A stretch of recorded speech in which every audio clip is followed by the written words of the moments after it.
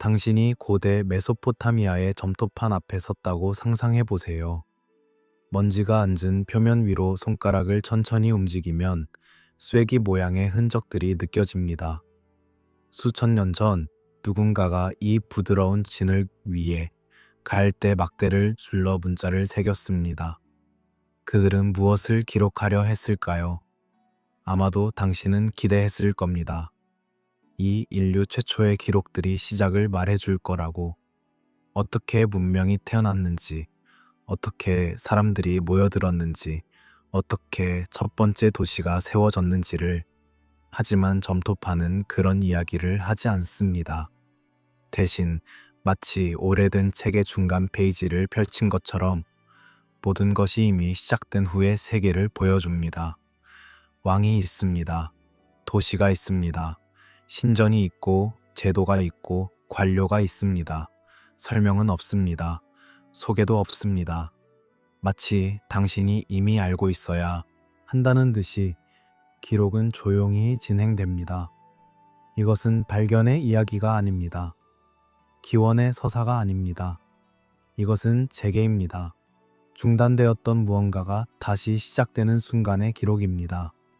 그리고 그 중단 이전에 무엇이 있었는지 점토파는 말하지 않습니다. 밤이 깊어갈수록 우리는 종종 잃어버린 것들에 대해 생각합니다. 기억하지 못하는 얼굴, 이름을 잊은 장소, 어디선가 들었던 노래의 멜로디. 수메르 문헌을 읽을 때 느껴지는 불안은 바로 그것과 닮아 있습니다. 무언가가 빠져 있다는 감각, 첫 페이지들이 사라진 책을 읽는 듯한 느낌. 하지만 이것은 우연이 아닙니다. 누군가 실수로 페이지를 찢어낸 것이 아닙니다. 오히려 이 침묵은 의도적인 것처럼 보입니다. 마치 설명할 필요가 없었던 것처럼, 혹은 설명할 수 없었던 것처럼. 티그리스 강과 유프라테스 강 사이 고대인들이 살았던 땅을 생각해 보세요. 그곳에서 발굴된 점토판들은 수천 년의 시간을 건너 우리에게 도착했습니다. 하지만 그들이 전하는 이야기는 언제나 중간부터 시작됩니다. 왕의 이름이 나열됩니다. 통치 기간이 기록됩니다. 도시가 언급됩니다. 하지만 왜 왕이 필요했는지, 왜 도시가 세워졌는지, 왜 이 모든 것이 시작되었는지는 말하지 않습니다. 마치 그 질문 자체가 의미 없는 것처럼, 혹은 이미 답이 알려진 것처럼. 토양층을 하나씩 벗겨낼 때마다 고고학자들은 더 오래된 시간과 만납니다. 건물의 잔해, 도구의 파편, 불에 탄 흔적, 그리고 어느 지점에서 두꺼운 진흙층이 나타납니다. 홍수의 흔적입니다. 그 아래에도 문명의 층위가 있습니다. 도기, 벽돌, 거리의 흔적. 하지만 그것에 대한 기록은 거의 남아있지 않습니다. 마치 역사가 그 지점에서 지워진 것처럼 점토파는 홍수 이후만을 말합니다. 그 이전의 이야기는 땅속에 묻혀 있고 땅은 말하지 않습니다. 잠들기 전 우리는 종종 완성되지 않은 이야기를 떠올립니다. 끝을 보지 못한 영화, 마지막 장을 읽지 못한 소설, 결말을 알 수 없는 대화. 수메르 문헌은 그 반대입니다. 시작을 보지 못한 이야기, 첫 장이 사라진 역사. 그리고 이 결핍은 어쩌면 이야기 자체보다 더 강력한 메시지를 전합니다. 역사는 여기서 시작되지 않았습니다. 이것은 시작의 기록이 아니라 생존의 기록입니다. 무언가가 사라진 후 남은 것들이 다시 모여 만든 세계의 기록입니다. 당신은 지금 편안한 자리에 누워 있습니다. 어둠 속에서 이 목소리는 당신에게 오래된 질문을 속삭입니다. 왜 수메르인들은 시작을 기록하지 않았을까요? 그들은 무엇을 알고 있었을까요? 그리고 무엇을 기억하기를 거부했을까요? 이 질문들과 함께 우리는 천천히 과거 속으로 걸어 들어갑니다. 점토판이 침묵하는 그 지점으로, 역사가 말하기를 멈춘 그 순간으로 수메르 왕명록이라는 문서가 있습니다. 이것은 인류가 남긴 가장 오래된 역사 기록 중 하나입니다. 고대 수메르의 왕들과 그들의 통치 기간을 나열한 목록. 하지만 이 목록을 읽다 보면 당신은 이상한 감각을 느끼게 됩니다. 이것은 역사라기보다 의례에 가깝습니다. 설명보다는 선언에 가깝습니다. 그리고 무엇보다 이 목록은 질문을 허용하지 않습니다. 왕명록은 이렇게 시작됩니다. 왕권은 하늘에서 내려왔다고. 에리두가 첫 번째 도시였고 알룰림이 첫 번째 왕이었다고. 그는 28,000년을 통치했다고. 그 다음 왕은 36,000년을 통치했다고. 숫자들이 나열됩니다. 도시의 이름이 바뀝니다. 왕권이 이동합니다. 그리고 어느 지점에서 홍수가 일어납니다. 홍수 이후 왕권은 다시 내려옵니다. 다른 도시로, 다른 왕에게로. 이 선언의 무심함이 놀랍습니다. 왕권은 하늘에서 내려왔다. 왜 하늘에서 내려왔는지, 누가 보냈는지, 어떤 과정을 거쳤는지 설명은 없습니다. 마치 그것이 당연한 사실인 것처럼 기록은 다음 문장으로 넘어갑니다. 통치의 기원을 설명하지 않는 기록, 권력의 시작을 묻지 않는 역사. 이것은 이상합니다. 모든 사회는 자신의 기원을 설명하려 합니다. 신화를 만들고 전설을 지어내고 창조의 순간을 신성하게 만듭니다. 하지만 수메르 왕명록은 그렇게 하지 않습니다. 대신 그저 사실처럼 적어 놓습니다. 왕권은 내려왔다고, 그리고 통치는 계속되었다고. 왕명록이 보존하려는 것은 기원이 아닙니다. 연속성입니다. 왕권은 중단되지 않았다는 것, 통치는 끊어지지 않았다는 것, 질서는 유지되었다는 것. 이것이 이 문서의 목적입니다.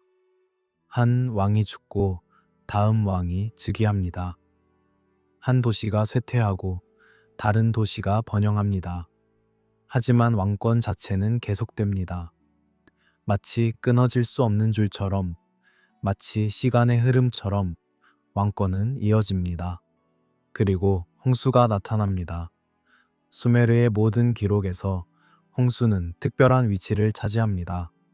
그것은 시간을 나눕니다. 홍수 이전과 홍수 이후. 왕명록도 이 구분을 따릅니다. 홍수 이전의 왕들, 그리고 홍수 이후의 왕들. 하지만 흥미롭게도 홍수 자체에 대한 설명은 최소화되어 있습니다. 홍수가 왔다, 홍수가 지나갔다, 그리고 왕권은 다시 내려왔다. 이것이 전부입니다. 홍수 이전의 통치, 기간들을 보세요. 28,000년, 36,000년, 43,000년. 수백 세기에 이르는 숫자들. 이것은 신화적 과장처럼 보입니다. 하지만 어쩌면 이것은 과장이 아닐지도 모릅니다. 어쩌면 이것은 시간 인식의 단절을 나타내는 것일지도 모릅니다. 홍수 이전의 시간은 측정할 수 없었습니다. 그것은 너무 오래되었고, 너무 멀었고, 너무 다른 세계였습니다. 그래서 그들은 큰 숫자를 사용했습니다. 상상할 수 없을 만큼 긴 시간을 나타내기 위해. 현대인이 왕명록을 읽을 때 느끼는 불편함은 바로 여기서 옵니다. 우리는 서사를 기대합니다. 이야기를 기대합니다. 어떻게 왕이 되었는지, 어떤 업적을 남겼는지, 어떤 갈등을 겪었는지.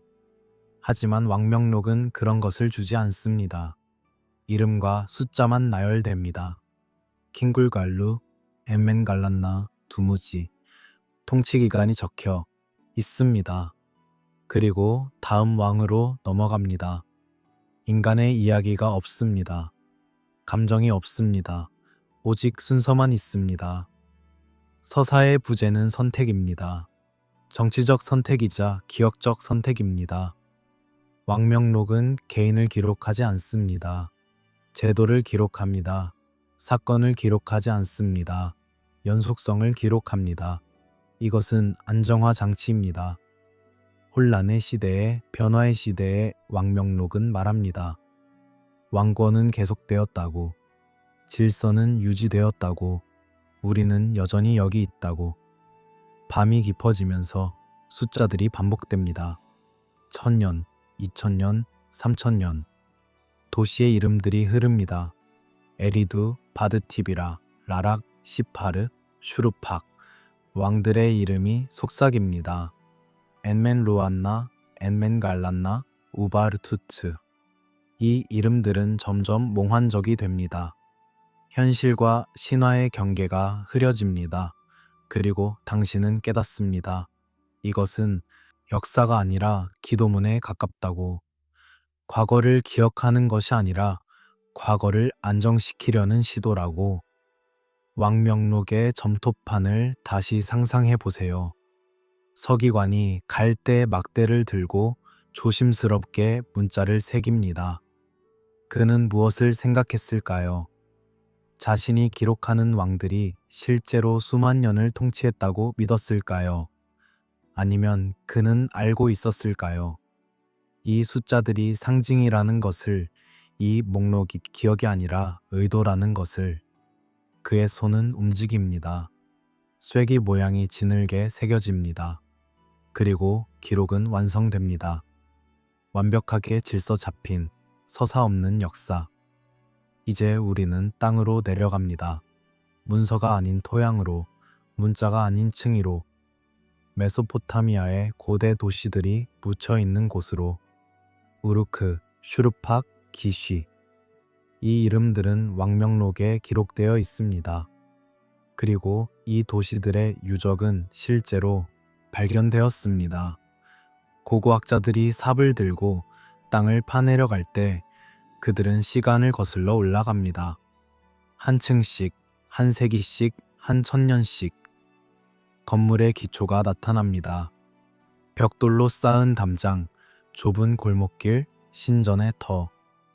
도기 조각들이 흩어져 있고 때로는 인장이나 작은 조각상이 발견됩니다. 층위를 따라 내려가면 도시는 점점 오래되어 갑니다. 벽돌의 형태가 바뀝니다. 도기의 양식이 달라집니다. 하지만 문명의 본질은 유지됩니다. 사람들은 여전히 집을 짓고 거리를 만들고 신을 섬겼습니다. 그리고 어느 지점에서 삽이 다른 무언가를 만납니다.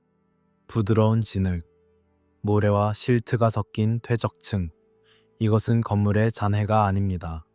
이것은 물이 남긴 흔적입니다. 두꺼운 홍수 퇴적층. 어떤 곳에서는 수미터에 이릅니다. 이것은 계절적 범람의 흔적이 아닙니다. 강이 범람해서 농경지를 적시고 물러가는 그런 온화한 홍수가 아닙니다. 이것은 재앙적 침수의 흔적입니다. 도시를 집어삼킨 물, 거리를 지운 물, 건물을 무너뜨린 물. 놀라운 것은 이 퇴적층이 한 번만 나타나지 않는다는 사실입니다. 여러 도시에서 여러 시기에 유사한 홍수층이 발견됩니다. 우르크에서, 슈르팍에서, 우르에서. 시기는 조금씩 다릅니다. 어떤 곳은 기원전 3000년 무렵, 어떤 곳은 그보다 이전. 하지만 패턴은 같습니다. 두꺼운 진흙층, 그 위로 다시 시작되는 삶의 흔적. 더 놀라운 것은 홍수 위와 아래의 문명 수준 차이가 거의 없다는 점입니다. 만약 거대한 재앙이 문명을 파괴했다면 우리는 붕괴를 예상합니다. 기술의 상실, 조직의 와해, 원시 상태로의 퇴보. 하지만 고고학적 증거는 그것을 보여주지 않습니다. 홍수층 아래에 정교한 도시가 있고 홍수층 위에도 정교한 도시가 있습니다. 건축 양식은 조금 바뀌었지만 수준은 유지됩니다. 문자 체계는 계속 사용됩니다. 도시 계획은 이어집니다. 이것은 이상합니다. 재앙은 중단을 의미합니다. 파괴는 되돌림을 의미합니다. 하지만 여기서는 그런 일이 일어나지 않았습니다. 마치 누군가 잠시 멈췄다가 다시 시작한 것처럼 문명은 계속됩니다. 도시는 재건됩니다. 신전은 다시 세워집니다. 행정체계는 복원됩니다. 누가 이것을 했을까요? 얼마나 많은 사람들이 살아남았을까요? 그들은 어떻게 지식을 보존했을까요? 지면이 기억을 지우는 방식을 생각해 보세요. 홍수는 물리적 파괴만 가져오지 않습니다. 그것은 기록을 지웁니다. 점토파는 물에 약합니다. 마르지 않은 문서는 녹아버립니다. 벽에 그려진 그림은 씻겨 내려갑니다. 목재, 건축물은 떠내려갑니다. 그리고 그것들과 함께 이야기도 사라집니다. 누가 누구였는지, 무슨 일이 있었는지, 왜 그렇게 되었는지, 더 아래의 층위는 거의 남아있지 않습니다. 홍수층 아래를 파내려가면 흔적은 점점 희미해집니다. 건물의 기초만 남아있고, 독이 파편만 흩어져 있고, 때로는 아무것도 나타나지 않습니다. 왜일까요? 더 오래된 것이기 때문일까요? 아니면 더 철저히 파괴되었기 때문일까요? 우리는 알 수 없습니다. 땅은 말하지 않습니다. 기록되지 않은 도시들의 가능성을 상상해 보세요. 왕명록에 이름이 나오지만 유적이 발견되지 않은 곳들. 어쩌면 그 도시들은 강의 흐름과 함께 움직였을지도 모릅니다. 티그리스와 유프라테스는 천천히 방향을 바꿉니다. 수백 년에 걸쳐 강은 새로운 길을 만들고 옛 길을 버립니다. 강가의 도시들은 물을 따라 이동했을 것입니다. 옛 터는 버려지고 새로운 터에 같은 이름의 도시가 세워졌을 것입니다. 그래서 기록은 남았지만 장소는 사라진 것입니다. 수메르 문헌과 토양이 동일하게 침묵하는 지점이 있습니다. 홍수 이전. 왕명록은 그 시대의 왕들을 나열하지만 설명하지 않습니다. 토양은 그 시대의 건물을 보존하지만 완전하지 않습니다. 문자와 흙 모두 같은 장벽 앞에서 멈춥니다. 그 너머는 어둡습니다. 그 너머는 불완전합니다. 그 너머는 추측만 가능합니다. 땅을 중단된 문장으로 생각해 보세요. 우리가 읽을 수 있는 것은 마지막 몇 단어뿐입니다. 나머지는 지워졌습니다. 찢어졌습니다. 물에 녹았습니다. 그리고 그 지워진 부분이 무엇을 말했는지 우리는 상상만 할 수 있습니다. 첫 문장이 어땠을지, 이야기가 어떻게 시작되었을지, 등장인물들이 어떻게 소개되었을지. 당신은 지금 지층 아래로 천천히 내려가고 있습니다. 어둠이 깊어집니다. 소리가 멀어집니다. 시간이 두꺼워집니다. 한층 또 한층 당신은 과거 속으로 가라앉습니다. 그리고 어느 지점에서 당신은 그 진흙층에 도착합니다. 부드럽고 차가운 진흙, 한때 물이었던 것, 한때 파괴였던 것, 한때 끝이었던 것. 하지만 그 아래에도 무언가가 있습니다. 희미하지만 존재합니다. 완전히 사라지지 않은 흔적들, 완전히 잊히지 않은 세계. 문자가 등장하는 순간을 상상하기는 어렵습니다. 어느 날 갑자기 인간이 자신의 생각을 표면에 새기기 시작했다. 소리를 기호로 바꾸고 의미를 형태로 고정시켰다. 이것은 혁명이었을 것입니다. 하지만 수메르의 쐐기 문자를 보면 이상한 인상을 받습니다. 이것은 혁명처럼 보이지 않습니다. 오히려 이미 완성된 체계처럼 보입니다. 쐐기 문자의 초기 형태를 살펴보세요. 기원전 3200년 무렵 우르크에서 발견된 점토판들. 이것들은 인류가 남긴 가장 오래된 문자 기록입니다. 우리는 여기서 실험을 기대합니다. 미숙한 시도, 불완전한 형태, 아직 정리되지 않은 규칙들. 하지만 우르크의 점토판들은 그렇지 않습니다. 문자는 이미 체계적입니다. 기호들은 일관된 형태를 가지고 있고, 배치는 규칙을 따르고 의미는 명확합니다. 물론 쐐기 문자는 시간이 지나면서 변화했습니다. 기호는 단순화되었고, 표기법은 정교해졌고, 사용 범위는 확장되었습니다. 하지만 그 핵심 구조는 처음부터 존재했습니다. 갈대 막대를 비스듬히 눌러 쐐기 모양을 만드는 방식, 그 쐐기들을 조합해 의미를 만드는 방식, 숫자와 단어를 구분하는 방식, 이 모든 것이 초기 문서에서 이미 작동하고 있습니다. 더 놀라운 것은 문자가 어떤 목적으로 사용되었는가입니다. 만약 문자가 새로운 발명이었다면 사람들은 무엇을 먼저 기록했을까요? 어쩌면 중요한 이야기를 기록했을 것입니다. 신화, 전설, 영웅의 업적, 혹은 아름다운 것을 기록했을 것입니다.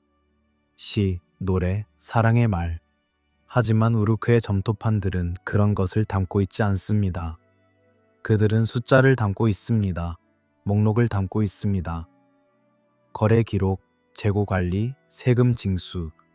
문자는 행정을 위해 태어났습니다. 신전의 창고를 관리하기 위해, 곡물과 가축을 세기 위해, 노동자의 배급을 계산하기 위해.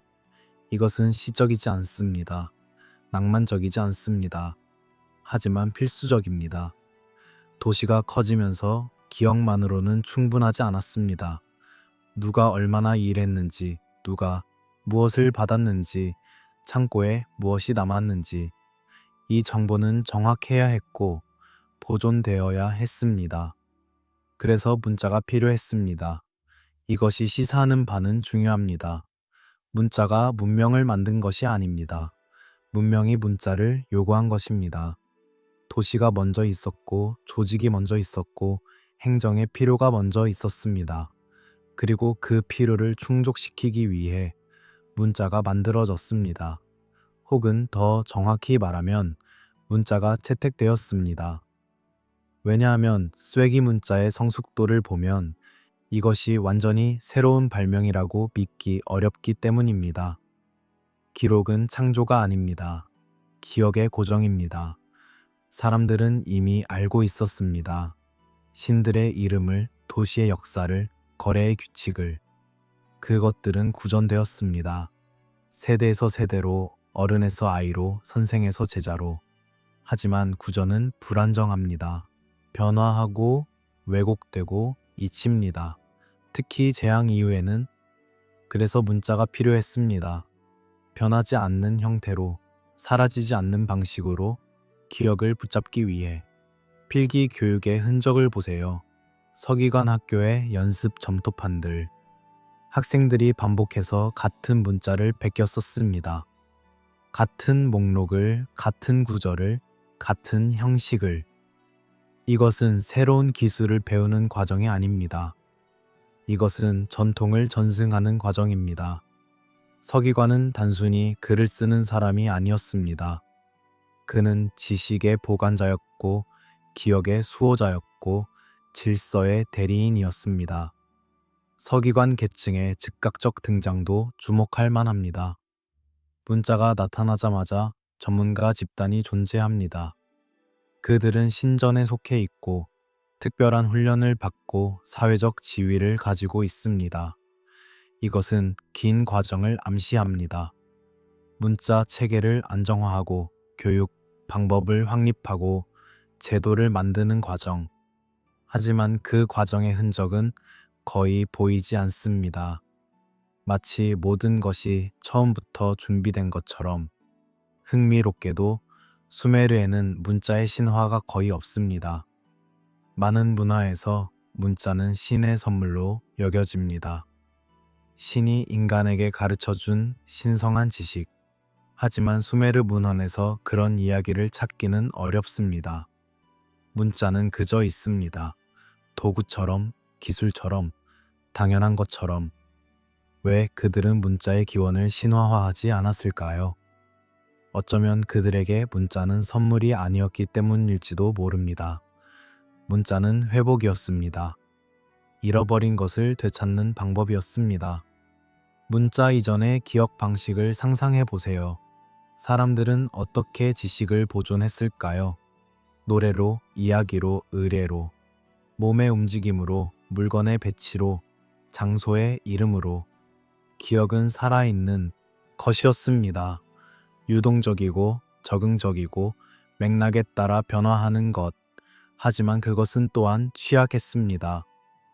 전염병이 왔을 때, 전쟁이 일어났을 때, 홍수가 도시를 덮쳤을 때 기억은 사라졌습니다. 그것을 가지고 있던 사람들과 함께. 그래서 문자가 등장했습니다. 기억을 붙잡으려는 손, 과거를 고정시키려는 시도. 문자는 시작이 아니었습니다. 문자는 봉합이었습니다. 찢어진 것을 꿰매는 행위, 깨진 것을 다시 맞추는 노력. 완벽하지 않지만 필요했습니다. 왜냐하면 다시 잃어버릴 수는 없었으니까. 다시 침묵할 수는 없었으니까. 밤이 깊어지면서 당신은 그 손을 상상합니다. 진흙 위에서 움직이는 손, 갈대 막대를 쥔 손, 기억을 새기는 손. 떨리고 있었을까요? 확신에 차 있었을까요? 그 손은 알고 있었을까요? 자신이 만드는 기호들이 수천 년을 견딜 거라는 것을. 아니면 그는 단지 지금을 생각했을까요? 다음 수학을, 다음 달을, 다음 세대를. 어쩌면 그것으로 충분했을 것입니다. 기억은 내일까지만 살아남으면 되니까. 그리고 내일 또 누군가가 그것을 다시 새길 테니까. 홍수는 수메르의 모든 기억에 그림자를 들이웁니다. 그것은 단순한 자연재해가 아닙니다. 그것은 경계입니다. 시간을 나누는 선, 세계를 구분하는 장벽. 홍수 이전의 세계와 홍수 이후의 세계. 이 둘은 연속되어 있지만 동시에 단절되어 있습니다. 그리고 수메르인들은 이 단절을 받아들였습니다. 설명하지 않고 정당화하지 않고 그저 기록했습니다. 왕명록에서 홍수가 나타나는 방식을 다시 보세요. 왕들의 목록이 계속됩니다. 에리두, 바드티비라, 라락, 시파르, 슈루팍. 그리고 갑자기 한 줄. 홍수가 땅을 쓸어갔다. 그 다음 줄. 홍수 이후 왕권은 다시 하늘에서 내려왔다. 이것이 전부입니다. 드라마가 없습니다. 감정이 없습니다. 홍수는 이야기가 아니라 사실로 기록됩니다. 이것은 길가메시 서사시와 대조됩니다. 길가메시 서사시에는 홍수 이야기가 포함되어 있습니다. 우트나피시 팀이라는 사람이 신의 경고를 받고 배를 만듭니다. 그는 가족과 동물들을 싣고 홍수에서 살아남습니다. 물이 빠진 후 그는 산 위에 배를 대고 희생 제사를 올립니다. 신들은 그에게 영생을 부여합니다. 이것은 서사입니다. 인물이 있고 갈등이 있고 해결이 있습니다. 하지만 왕명록의 홍수는 그렇지 않습니다. 그것은 단지 일어났습니다. 누가 살아남았는지, 어떻게 살아남았는지, 왜 살아남았는지 설명이 없습니다. 홍수는 이야기의 주제가 아닙니다. 홍수는 경계선입니다. 그 이전과 이후를 나누는 표시. 그리고 왕명록이 관심 있는 것은 경계선 자체가 아니라 경계선 너머에도 왕권이 계속되었다는 사실입니다. 실제 환경 변화를 생각해 보세요. 마지막 빙하기가 끝난 것은 대략 기원전 만년 무렵입니다. 거대한 빙하들이 녹으면서 해수면은 상승했습니다. 강의 흐름은 변했습니다. 기후 패턴은 불안정해졌습니다. 메소포타미아 같은 저지대에서는 이것이 극적인 영향을 미쳤을 것입니다. 범람이 더 빈번해지고 더 심각해졌을 것입니다. 때로는 재앙적인 홍수가 일어났을 것입니다. 고고학적 증거는 이것을 확인합니다. 여러 도시에서 발견된 홍수 퇴적층. 하지만 흥미롭게도 이 홍수들은 같은 시기에 일어나지 않았습니다.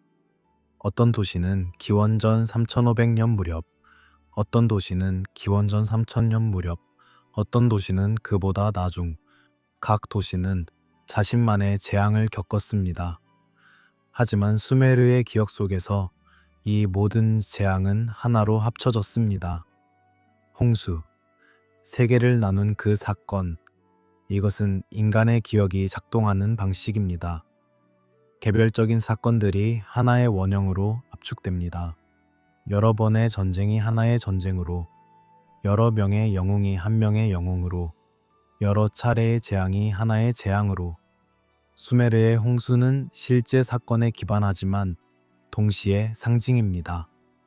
모든 잃어버림의 상징, 모든 단절의 상징, 모든 재시작의 상징. 단절된 기억을 상징으로 대체하는 것은 생존 전략입니다. 세세한 것을 모두 기억하는 것은 불가능합니다. 특히 문자가 없었던 시대에는. 그래서 사람들은 핵심을 추출합니다. 복잡한 과거를 단순한 형태로 압축합니다. 홍수는 그런 압축의 결과입니다.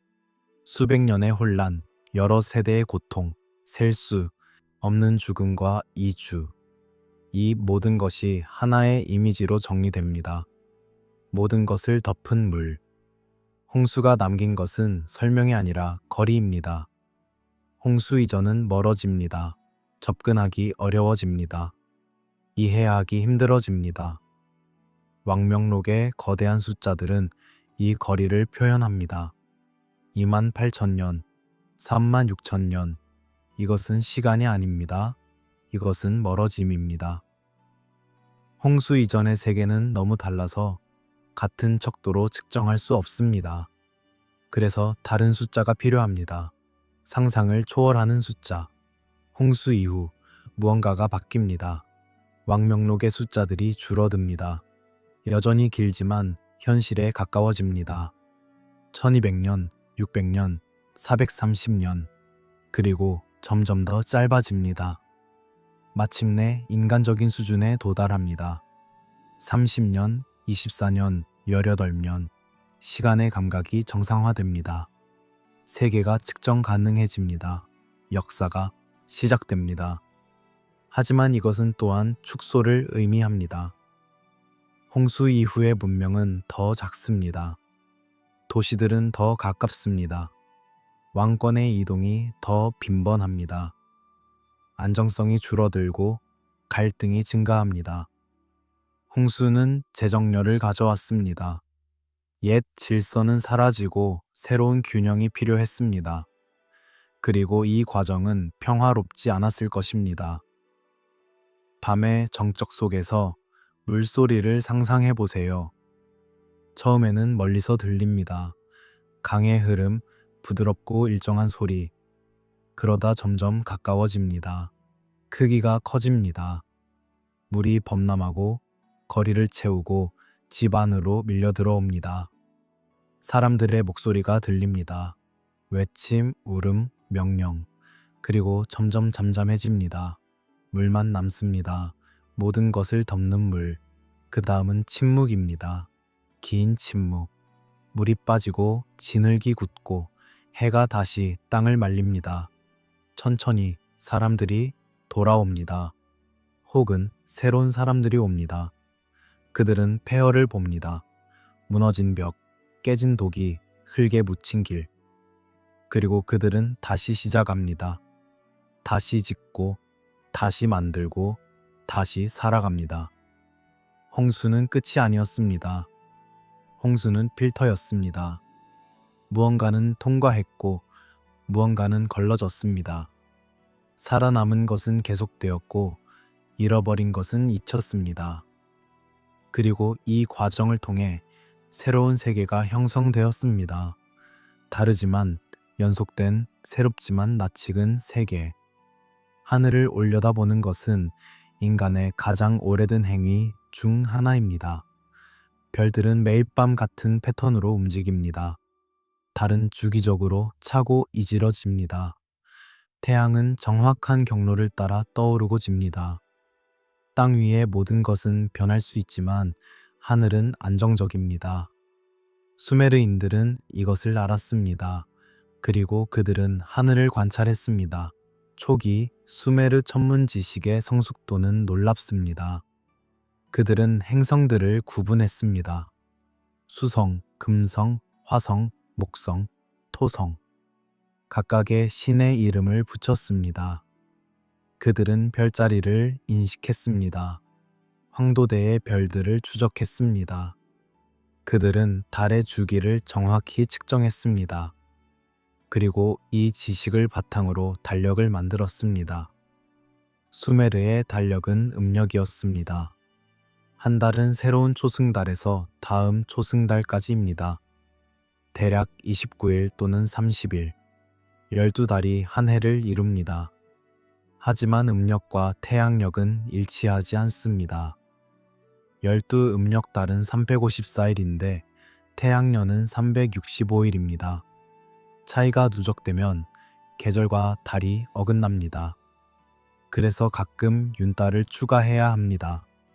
수메르인들은 이것을 알았고 실행했습니다. 이런 지식은 하루아침에 얻어지지 않습니다. 세대 간 축적이 필요합니다. 한 사람이 평생 관찰해도 행성의 궤도 전체를 파악하기는 어렵습니다. 목성은 약 12년에 한 번 하늘을 돕니다. 토성은 약 30년입니다. 이런 주기를 정확히 알려면 여러 세대가 기록을 남기고 그것을 비교하고 패턴을 찾아야 합니다. 수메르의 천문 지식은 이런 과정의 결과입니다. 그런데 흥미로운 것은 이 지식이 왕명록의 시간대와 어떻게 맞아떨어질까 하는 점입니다. 왕명록은 홍수 이전에도 왕들이 있었다고 말합니다. 수만 년을 통치한 왕들. 만약 그것이 상징이라면 무엇의 상징일까요? 어쩌면 오랜 관찰의 상징일지도 모릅니다. 여러 세대에 걸친 하늘의 기록. 그것이 압축되어 한 사람의 통치 기간으로 표현된 것일지도 모릅니다.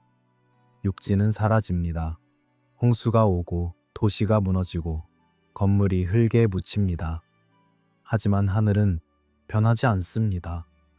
별들은 여전히 같은 위치에 있고 달은 여전히 같은 주기로 돌고 행성은 여전히 같은 경로를 따릅니다. 재앙 이후에도 하늘을 보면 연속성을 찾을 수 있습니다. 시간을 측정할 수 있고 계절을 예측할 수 있고 질서를 확인할 수 있습니다. 수메르의 60진법을 생각해 보세요. 그들은 60을 기본 단위로 사용했습니다. 1시간은 60분, 한 분은 60초, 원은 360도. 왜 60일까요? 많은 이론이 있지만 천문학적 이유가 가장 설득력 있습니다. 달의 주기와 태양의 주기를 조화시키려면 공통 배수가 필요합니다. 60은 많은 숫자로 나누어집니다. 2, 3, 4, 5, 6, 10, 12, 15, 20, 30. 이 유연성이 천문 계산에 유용했을 것입니다. 60진법은 또한 주기적 사고를 나타냅니다. 시간은 직선이 아니라 원입니다. 끝나면 다시 시작합니다. 낮이 밤이 되고 밤이 다시 낮이 됩니다. 달이 차고 이지러지고 다시 찹니다. 계절이 돌아옵니다. 별자리가 돌아옵니다. 모든 것은 반복됩니다. 이것은 위안이 될 수 있습니다. 재앙이 와도 주기는 계속됩니다. 잃어버린 것이 있어도 하늘은 돌아옵니다. 전문 신화의 형성 순서도 흥미롭습니다. 보통 우리는 신화가 먼저 있고 그것이 관찰을 해석하는 틀이 된다고 생각합니다. 하지만 어쩌면 반대일지도 모릅니다. 관찰이 먼저 있고 그것을 설명하기 위해 신화가 만들어진 것일지도. 금성이 새벽과 저녁에 나타나는 것을 보고 사람들은 이것이 특별한 별이라고 생각했습니다. 그래서 이슈타르 여신과 연결시켰습니다. 행성들이 다른 속도로 움직이는 것을 보고 각각의 다른 신을 배정했습니다. 하늘을 기억 저장소로 생각해 보세요. 문자가 없던 시대에 어떻게 긴 시간을 기록할 수 있었을까요? 하늘을 이용할 수 있습니다. 특정한 별자리가 특정한 위치에 있을 때 그것은 연중 특정 시기를 나타냅니다. 그 시기에 특정한 제의를 행하고 특정한 이야기를 들려줍니다. 이렇게 하늘과 의례와 서사가 연결됩니다. 별을 보면 이야기를 떠올리고 이야기를 들으면 별을 기억합니다. 홍수 이후에도 이 지식은 지속되었습니다. 왜냐하면 하늘은 지워지지 않았으니까. 땅 위의 모든 것이 사라져도 별은 여전히 떠 있었습니다. 살아남은 사람들은 하늘을 보며 위안을 얻었을 것입니다. 모든 것이 변했지만 하늘은 그대로였습니다. 그리고 하늘을 통해 그들은 과거와 연결될 수 있었습니다. 조상들이 보던 같은 별을 그들도 보고 있었으니까. 밤하늘을 상상해 보세요. 메소포타미아의 평원 위로 펼쳐진 별들. 불빛이 없던 시대 별들은 지금보다 훨씬 밝았을 것입니다. 은하수가 하늘을 가로지르고 행성들이 천천히 움직이고 별자리들이 계절과 함께 돌아옵니다. 어떤 늙은 사제가 젊은 제자에게 손가락으로 하늘을 가리키며 설명합니다. 저 별은 이슈타르, 저 별은 엔릴, 저 별은 마르두크. 그리고 이야기를 들려줍니다. 이 별들이 본 세계, 이 별들이 기억하는 시간. 하늘은 가장 오래된 문서입니다. 점토판보다 오래되고 쐐기 문자보다 오래되고 도시보다 오래됩니다. 그리고 가장 안정적인 문서입니다. 물에 녹지 않고 불에 타지 않고 시간에 지워지지 않습니다. 기록되지 않았지만 전승된 지식, 쓰여지지 않았지만 읽혀진 문자. 수메르인들은 그것을 알고 있었고 그래서 하늘을 주의 깊게 지켜보았습니다. 언어는 문자보다 오래됩니다. 이것은 자명한 사실입니다. 인간은 수만 년 동안 말을 해왔지만 문자는 기껏해야 5,000년 정도의 역사를 가지고 있습니다. 수메르어도 마찬가지입니다. 쐐기 문자로 기록되기 전부터 수메르어는 존재했습니다. 사람들은 그것으로 대화하고 노래하고 기도했습니다. 하지만 그 과정의 흔적은 거의 남아있지 않습니다. 우리가 아는 것은 이미 완성된 언어뿐입니다. 수메르어의 언어학적 고립성은 오랫동안 학자들을 당혹스럽게 했습니다. 수메르어는 어떤 알려진 언어 계통에도 속하지 않습니다. 인도 유럽어족도 아니고 세머족도 아니고 우랄어족도 아닙니다. 그것은 홀로 있습니다. 가까운 친척이 없고 명확한 조상도 없고 자매 언어도 없습니다. 마치 진공 속에서 태어난 것처럼. 물론 이것은 불가능합니다. 모든 언어는 어딘가에서 왔습니다. 모든 언어는 변화하고 분화하고 다른 언어와 접촉하며 발전합니다.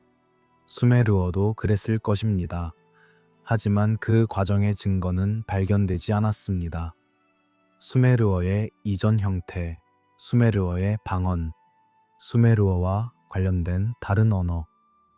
이것들이 존재했을 것이지만 기록되지 않았거나 아직 발견되지 않았습니다. 수메르어가 문자로 기록될 때 그것은 이미 복잡한 문법 구조를 가지고 있었습니다. 교차거의 특징이 뚜렷합니다. 어근에 접사들을 붙여 의미를 확장합니다. 격 표지, 시제 표지, 인칭 표지가 모두 발달되어 있습니다. 문장 구조는 주어, 목적어, 동사 순서를 따릅니다. 이 모든 것이 초기 문서에서 이미 작동하고 있습니다. 마치 언어가 처음부터 완성된 것처럼. 하지만 우리는 압니다. 언어는 완성되지 않습니다. 언어는 항상 변화하고 있습니다. 단어가 추가되고 문법이 단순화되거나 복잡해지고 발음이 바뀝니다. 수메르어도 시간이 지나면서 변했습니다. 고수메르어, 구수메르어, 신수메르어. 학자들은 이렇게 시기를 구분합니다. 하지만 이 변화들도 비교적 작습니다. 핵심 구조는 유지됩니다.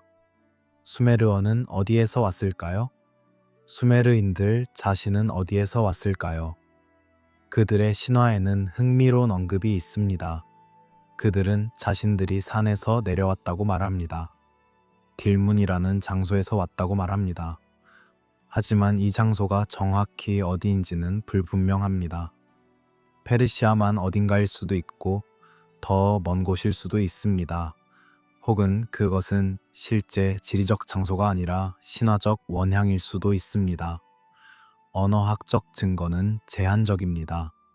수메르어에는 차용어가 있습니다.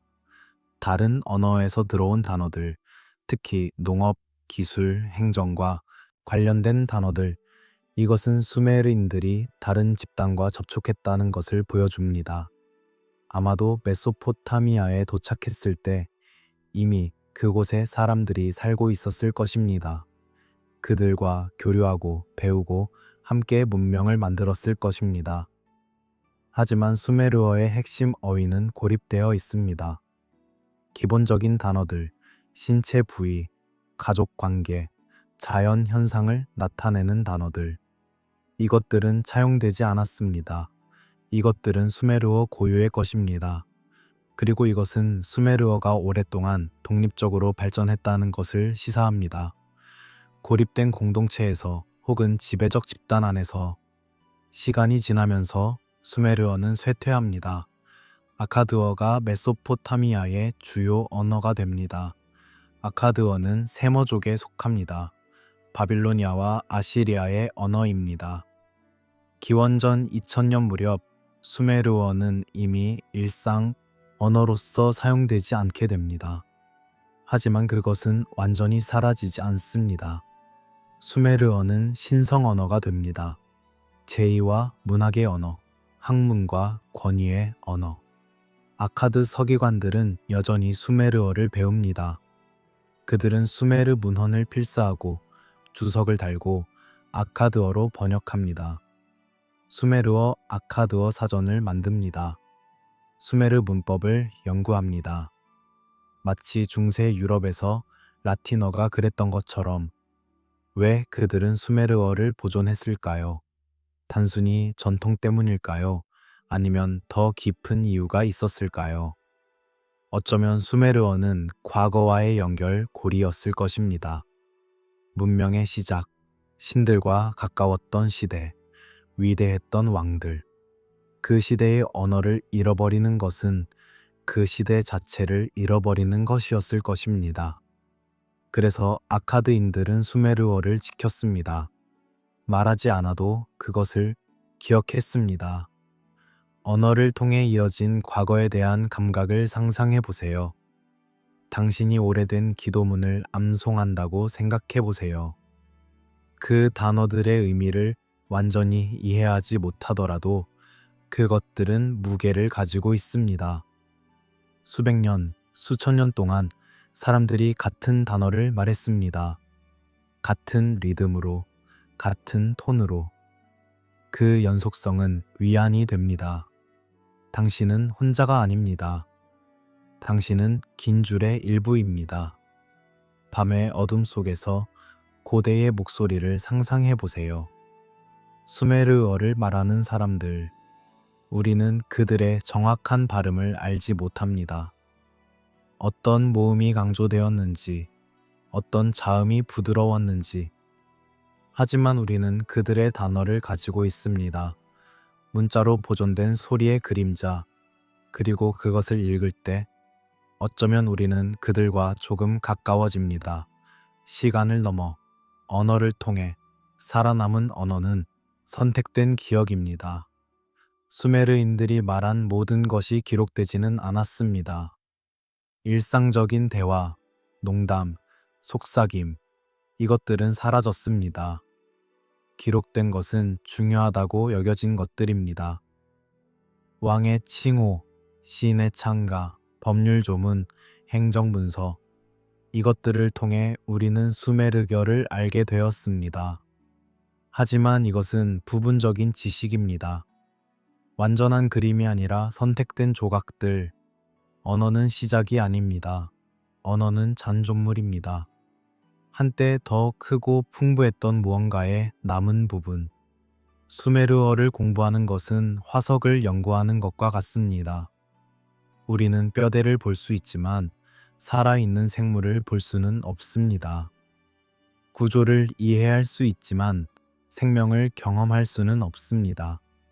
그래도 그것은 가치 있습니다. 왜냐하면 그것조차 없다면 우리는 아무것도 알 수 없을 테니까. 지도를 펼쳐보세요. 고대 메소포타미아의 지도. 점들이 찍혀 있습니다. 에리두, 우르크, 우르, 라가시, 움마, 키쉬, 니프르. 도시들의 이름. 어떤 것은 발굴되었고 어떤 것은 아직 모래 아래 묻혀 있습니다. 하지만 지도 위의 모든 점이 실제 장소와 일치하는 것은 아닙니다. 어떤 도시들은 문헌에만 존재합니다. 왕명록과 다른 수메르 문서들은 많은 도시 이름을 언급합니다. 그중 일부는 유적이 발견되어 위치가 확인되었습니다. 하지만 일부는 그렇지 않습니다. 바드티비라, 라락, 시파르. 이 이름들은 기록되어 있지만 정확히 어디에 있었는지 확실하지 않습니다. 고고학자들은 가능성 있는 장소들을 조사했지만 결정적인 증거를 찾지 못했습니다. 이것은 이상합니다. 왕명록은 이 도시들을 다른 도시들과 동등하게 다룹니다. 왕권이 에리두에서 바드티비라로 이동했다고, 바드티비라에서 라락으로 이동했다고 말합니다. 마치 그들이 모두 같은 수준의 현실성을 가진 것처럼. 하지만 어떤 것은 찾을 수 있고 어떤 것은 찾을 수 없습니다. 왜일까요? 첫 번째 가능성은 단순합니다. 우리가 아직 찾지 못했을 뿐입니다. 메소포타미아는 넓고 모든 언덕이 조사된 것은 아닙니다. 많은 유적이 여전히 미발굴 상태입니다. 정치적 불안정, 자금 부족, 단순히 어디를 파야 할지 모름. 이런 이유들로 발굴은 제한적입니다. 언젠가 누군가 바드티비라의 유적을 발견할지도 모릅니다. 두 번째 가능성은 더 복잡합니다. 도시가 이동했을 수 있습니다. 물리적으로 같은 장소에 있지 않았을 수 있습니다. 티그리스와 유프라테스 강은 계속해서 움직입니다. 범람하고 경로를 바꾸고 새로운 퇴적물을 쌓습니다. 강가에 있던 도시는 물을 따라가야 했습니다. 사람들은 옛 터를 버리고 몇 킬로미터 떨어진 곳에 새로운 정착지를 만들었을 것입니다. 그리고 같은 이름을 사용했을 것입니다. 이것은 도시의 개념에 대한 질문을 제기합니다. 도시는 장소일까요? 아니면 기능일까요? 특정한 건물들의 집합일까요? 아니면 특정한 정치적 실체일까요? 만약 도시의 본질이 그곳에 사는 사람들과 그들의 제도라면 물리적 위치는 부차적일 수 있습니다. 같은 신전, 같은 통치체계, 같은 공동체가 새로운 장소로 이동해도 그것은 여전히 같은 도시입니다. 세 번째 가능성은 가장 흥미롭습니다. 어떤 도시들은 실제로 존재하지 않았을 수도 있습니다. 적어도 물리적 의미에서는. 그들은 권력의 중심이었거나 제2의 장소였거나 상징적 실체였을 수 있습니다. 왕명록에서 왕권이 이동했다는 것은 반드시 물리적 이동을 의미하지 않을 수 있습니다. 그것은 정치적 우위의 이동, 종교적 권위의 이동을 나타낼 수 있습니다. 이동하는 권력과 재사용되는 도시명의 관계를 생각해 보세요. 왕명록은 왕권이 여러 도시를 거쳐간다고 말합니다. 하지만 이것이 정확히 무엇을 의미할까요? 한 왕조가 끝나고 다른 왕조가 시작될 때 수도가 바뀝니다. 새로운 왕은 자신의 도시에서 통치합니다. 하지만 그는 또한 옛 도시들의 권위를 계승하려 합니다. 그래서 옛 이름을 사용하거나 옛 칭호를 채택하거나 옛 제의를 행합니다. 기록이 지리보다 오래 남는 역설이 있습니다. 점토파는 수천 년을 견딥니다. 구워진 진흙은 돌보다 오래 갑니다. 하지만 도시는 무너집니다. 벽돌은 부서지고 건물은 흙에 묻히고 거리는 모래로 덮입니다. 그래서 이름은 남았지만 장소는 불분명해집니다. 후대의 사람들은 기록을 읽고 그 도시들이 어디 있었을지 추측합니다. 후대 문명들, 바빌로니아인들과 아시리아인들은 이 모순을 받아들였습니다. 그들도 수메르 왕명록을 베끼고 연구하고 주석을 달았습니다. 그들도 그 도시들의 정확한 위치를 알지 못했을 수 있습니다. 하지만 그것은 중요하지 않았습니다. 중요한 것은 연속성이었습니다. 자신들이 그 고대 왕들의 정당한 계승자라는 것을 보여주는 것이었습니다. 도시는 사라져도 이름은 남습니다. 이것은 기억의 특성입니다. 구체적인 것은 흐릿해지지만 상징은 선명하게 유지됩니다. 당신이 어린 시절 살았던 집을 떠올려 보세요. 정확한 방의 크기, 벽의 색깔, 창문의 위치를 기억하십니까? 아마 흐릿할 것입니다. 하지만 그 집의 느낌, 그곳에서의 경험, 그것이 당신에게 의미했던 것은 생생합니다. 도시도 그렇습니다. 물리적 세부 사항은 잊혀지지만 그것이 대표하는 바는 남습니다. 밤이 깊어지면서 이름들이 속삭입니다. 에리두, 바드티비라, 라락, 시파르, 슈루팍. 이것들은 단순한 지명이 아닙니다. 이것들은 시간의 표지입니다. 과거로 가는 계단의 발판들입니다. 각 이름은 한 시대를 나타냅니다. 우리가 정확히 어디로 가는지 알지 못하더라도 우리는 가고 있습니다. 깊어지는 과거 속으로, 점점 흐릿해지는 역사 속으로. 지도보다 오래된 목록을 상상해 보세요. 땅 위의 흔적들이 사라진 후에도 목록은 남습니다. 순서는 기억되고 이름은 보존되고 연결은 유지됩니다. 이것이 왕명록의 힘입니다. 그것은 지리적 정확성을 추구하지 않습니다. 그것은 시간적 연속성을 주장합니다. 여기서 거기로, 그 다음 저기로 왕권은 이동했고 문명은 계속되었습니다. 기억이 물질을 앞지르는 순간이 있습니다. 건물이 무너져도 이야기는 남습니다. 거리가 사라져도 노래는 이어집니다. 도시가 흙에 묻혀도 이름은 발음됩니다. 그리고 그 발음을 통해 과거는 현재 속에 살아 있습니다. 완전하지 않게, 왜곡되게, 부분적으로. 하지만 완전히 사라지지는 않습니다. 재앙 이후의 세계를 상상해 보세요. 홍수가 지나갔습니다. 물이 빠지고 진흙이 드러나고 살아남은 사람들이 나타납니다. 그들은 무엇을 보았을까요? 파괴된 도시, 무너진 신전, 잃어버린 가족. 그리고 앞으로 무엇을 해야 할까요? 처음부터 다시 시작해야 할까요? 놀라운 것은 그들이 얼마나 빠르게 사회를 복구했느냐는 것입니다. 고고학적 증거는 긴 암흑기를 보여주지 않습니다. 홍수층 위에서 우리는 곧바로 재건된 건물을 봅니다. 새로운 신전, 새로운 주거지, 새로운 거리. 그리고 그것들은 원시적이지 않습니다. 건축 기술은 유지되고 도시 계획은 계속되고 문자 사용은 이어집니다. 이것은 이상합니다. 만약 대부분의 인구가 죽었다면, 만약 대부분의 지식이 잃어버려졌다면 우리는 퇴보를 예상합니다. 기술의 상실, 조직의 와해, 생존을 위한 투쟁. 하지만 그런 흔적은 보이지 않습니다. 오히려 문명은 놀랍도록 빠르게 정상화됩니다.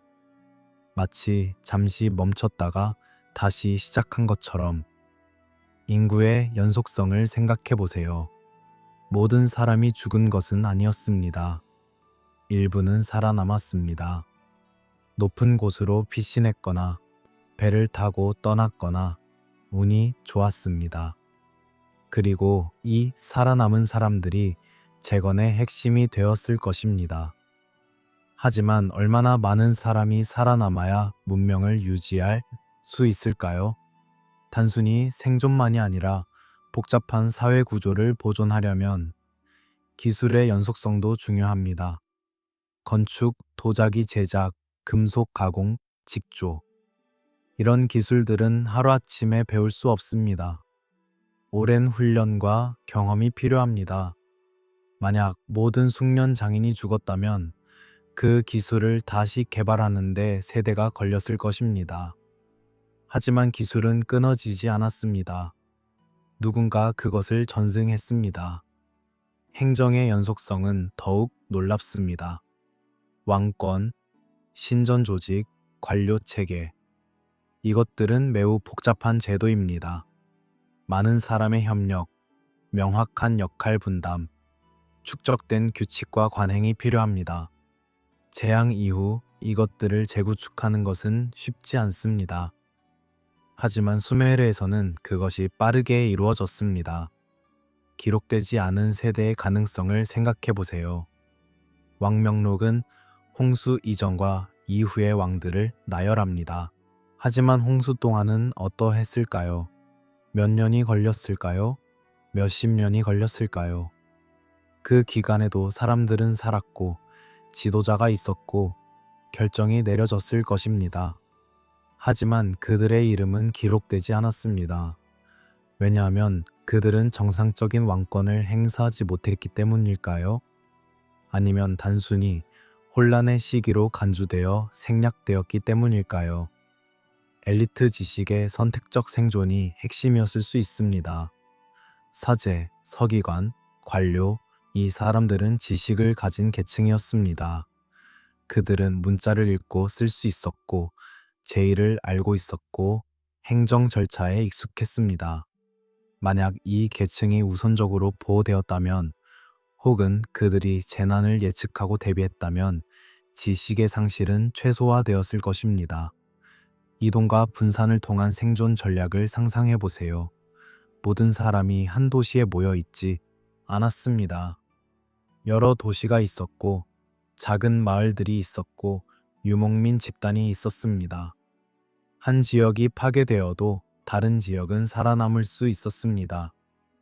그리고 재난이 지나간 후 살아남은 지역의 사람들이 파괴된 지역으로 돌아와 재건을 도왔을 것입니다. 왕명록에 압축된 시간 감각을 다시 생각해 보세요.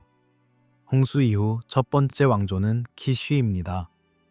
23명의 왕이 나열되고 그들의 통치 기간 합이 계산됩니다. 하지만 이것이 정확한 역사적 연대기일까요? 아니면 여러 세대가 단일한 목록으로 편집된 것일까요? 어쩌면 많은 것이 생략되었을 수 있습니다. 작은 왕들, 짧은 왕조들, 지역 통치자들. 왕명록이 기록하는 것은 사람이 아니라 구조입니다. 개인의 삶, 그들의 성격, 그들의 선택, 이런 것은 나타나지 않습니다. 오직 이름과 통치 기간만. 이것은 역사가 아니라 목록입니다. 계보가 아니라 연속성의 증명입니다. 누가 어떻게 통치했는지는 중요하지 않습니다. 중요한 것은 통치가 계속되었다는 것입니다. 누락된 다수의 삶을 생각해 보세요. 왕들은 기록되지만 농부들은 그렇지 않습니다. 사제들은 언급되지만 노동자들은 그렇지 않습니다. 역사는 위에서 쓰여집니다. 권력을 가진 자들의 관점에서 그들이 중요하다고 생각하는 것을 기록합니다. 하지만 사회의 대부분은 그 아래에 있습니다. 이름 없는 사람들, 그들도 재난에서 살아남았고, 그들도 재건에 참여했고, 그들 없이는 문명이 불가능했습니다. 밤의 정적 속에서 그 이름 없는 사람들을 상상해 보세요. 집을 다시 짓는 사람, 밭을 다시 가는 사람, 물을 깃고 음식을 준비하고 아이를 돌보는 사람. 그들의 손이 문명을 만들었지만 그들의 이름은 기록되지 않았습니다. 그들의 이야기는 전해지지 않았지만 그들의 노동은 모든 것의 토대였습니다. 역사는 살아남은 자의 기억입니다. 하지만 누가 살아남았는지는 우연이 아닙니다. 자원, 권력, 지식을 가진 자들이 더 잘 살아남습니다. 그리고 그들이 무엇을 기억할지 결정합니다. 무엇이 중요했는지, 무엇이 보존할 가치가 있는지. 그래서 우리가 보는 역사는 완전한 그림이 아닙니다. 그것은 선택된 조각들, 권력의 렌즈를 통해 걸러진 과거입니다. 시작은 늘 선택적입니다. 어디서부터 이야기를 시작할지, 무엇을 포함할지, 무엇을 생략할지. 수메르 문헌이 역사 한가운데서 시작하는 것은 우연이 아닙니다. 그들은 의도적으로 그렇게 했습니다.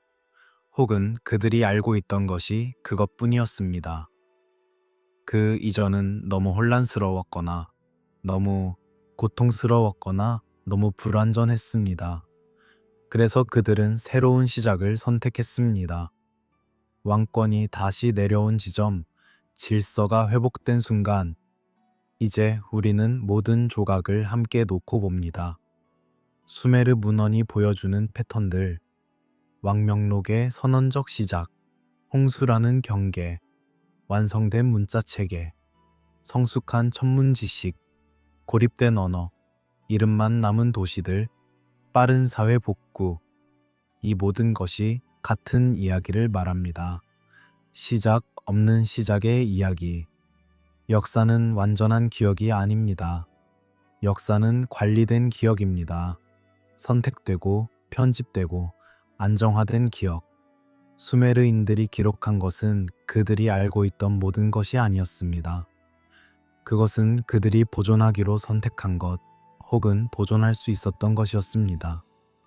그리고 그 선택에는 이유가 있었습니다. 침묵이 반복되는 것을 보세요. 기원에 대한 침묵, 홍수에 대한 최소한의 서술, 문자 등장의 과정 생략, 도시들의 위치 불명 확성. 이 침묵들은 우연이 아닙니다. 그것들은 패턴을 이룹니다. 무언가가 의도적으로 말해지지 않고 있습니다. 혹은 말할 수 없었습니다. 왜 말할 수 없었을까요? 첫 번째 가능성은 단순히 몰랐기 때문입니다. 재난이 기록을 파괴했고, 기억이 단절되었고, 이전 세대의 지식이 잃어버려졌습니다. 그래서 그들은 자신들이 확실히 아는 것부터 시작했습니다. 왕권이 다시 확립된 시점, 질서가 명확해진 순간. 두 번째 가능성은 더 복잡합니다. 어쩌면 그들은 알고 있었지만 말하지 않기로 선택했습니다. 이전의 혼란, 갈등, 고통. 이것들을 자세히 기록하는 것이 무슨 소용이 있을까요? 오히려 그것은 불안정을 상기시키고 질서를 약화시킬 수 있습니다. 그래서 그들은 간단히 넘어갔습니다. 홍수가 있었다. 그리고 왕권은 계속되었다. 문명은 탄생보다 생존의 기록일 가능성이 있습니다. 수메르 문명이 처음으로 등장한 것이 아닐 수 있습니다. 그것은 이전에도 있었던 무언가가 재구축된 것일 수 있습니다. 홍수 이전에도 도시가 있었고, 왕이 있었고, 문자가 있었습니다. 홍수는 그것을 파괴했습니다. 그리고 살아남은 사람들이 그것을 다시 세웠습니다. 가능한 한 빠르게, 가능한 한 완전하게. 우리가 기원이라 부르는 지점의 성격을 다시 생각해 보세요. 수메르 문명의 기원은 기원전 3500년 무렵으로 추정됩니다. 이때 도시들이 급격히 성장하고 문자가 나타나고 복잡한 사회 구조가 형성됩니다. 하지만 이것은 진정한 기원일까요? 아니면 가시화의 순간일까요? 이미 존재하던 것이 명확해지고 기록되고 우리가 볼 수 있게 된 순간, 역사란 상처 위에 쌓인 안정입니다. 재난이 있었고 그것은 깊은 상처를 남겼습니다. 하지만 사람들은 그 상처를 덮기 위해 노력했습니다. 다시 건물을 짓고 다시 규칙을 만들고 다시 질서를 확립했습니다. 그리고 그 위에 새로운 기억을 쌓았습니다. 안정적이고 권위 있고 연속적인 기억. 상처는 여전히 그 아래에 있지만 보이지 않습니다. 수메르 문헌을 읽을 때 우리는 표면을 봅니다. 매끄럽고 질서 잡힌 표면. 하지만 그 아래에는 균열이 있습니다. 설명되지 않은 것들, 일치하지 않는 것들, 이상한 침묵들. 이 균열들을 통해 우리는 더 깊은 과거를 엿볼 수 있습니다. 완전히 볼 수는 없지만 그것이 있었다는 것을 느낄 수 있습니다. 질문을 남기고 떠나는 시간입니다. 수메르 문헌은 왜 역사 한가운데서 시작할까요? 이제 우리는 여러 답을 가지고 있습니다. 하지만 확실한 답은 없습니다. 그리고 어쩌면 그것이 중요합니다. 확실성보다 질문, 답보다 탐구. 역사는 닫힌 책이 아닙니다. 그것은 계속해서 다시 읽히고, 다시 해석되고, 다시 이해됩니다.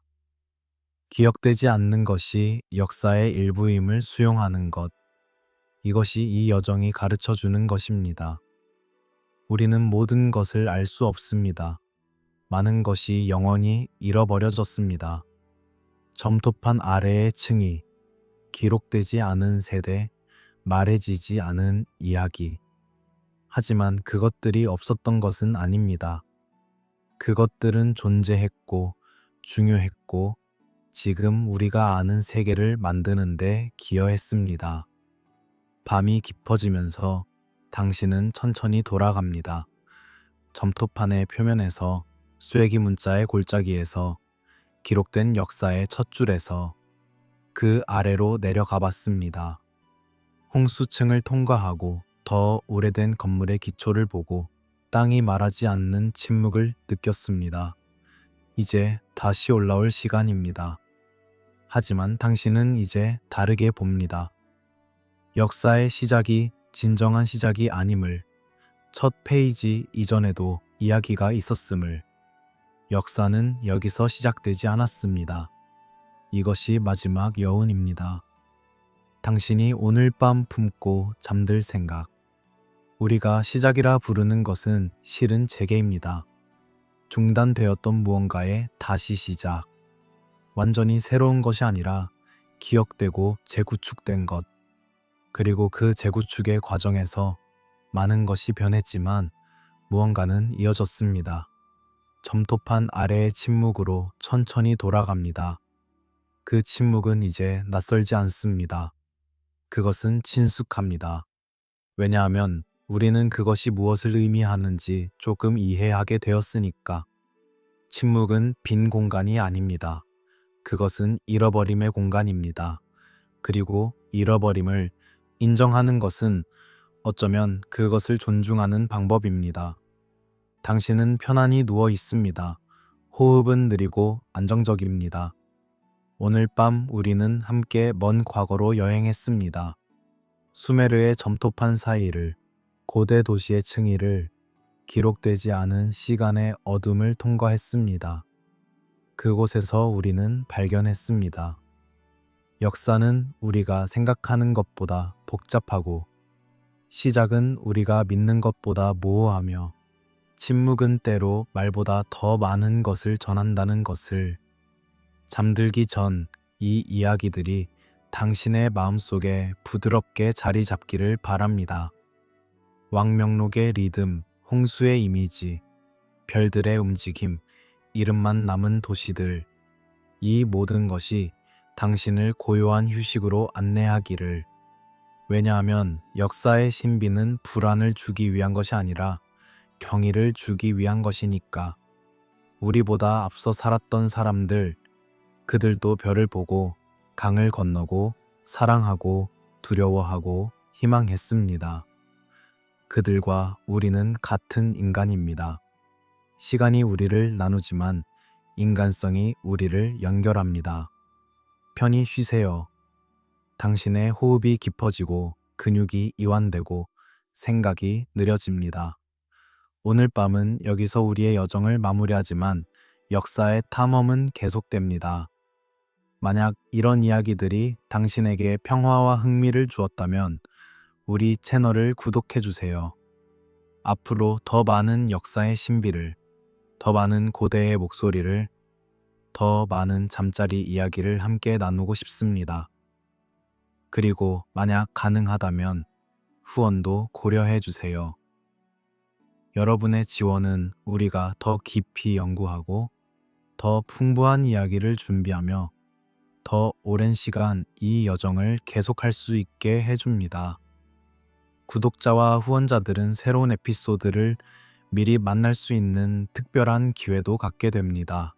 역사의 어둠 속에서 빛을 찾는 이 작업에 당신도 함께 해주기를 바랍니다. 당신은 점토판 앞에 앉아있는 서기관을 상상해 보세요. 그의 앞에는 기억해야 할 것들이 산더미처럼 쌓여 있습니다.